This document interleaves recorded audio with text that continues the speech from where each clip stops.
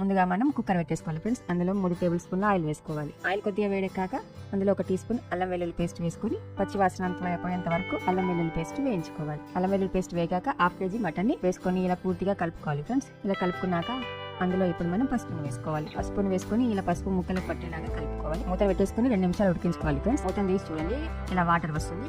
Water మొత్తం ఇంకిపోయేదాకా కొద్దిసేపు ఉడికించుకోవాలి మటన్ ని. అందులో కొద్దిగా వాటర్ పోసుకోవాలి ఫ్రెండ్స్.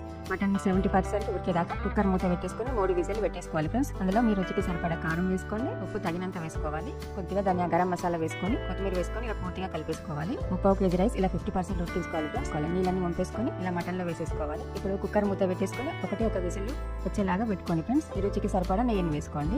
నేను కలర్ కోసం ఫుడ్ కలర్ వేసుకుంటున్నాను ఫ్రెండ్స్. మనం వేయించుకున్న ఉల్లిపాయని ఇలా వేసేసుకోవాలి. పైన కొద్దిగా కొత్తిమీర వేసుకోవాలి. ఇప్పుడు మూతను పెట్టేసుకోవాలి ఫ్రెండ్స్. విజిల్ ఏముందో మామూలుగా మూత పెట్టేసుకొని 2 నిమిషాలు మగ్గించుకోవాలి. 2 నిమిషాల తర్వాత చూడండి ఫ్రెండ్స్, వేడిగా మటన్ బిర్యానీ రెడీ అయిపోయింది ఫ్రెండ్స్.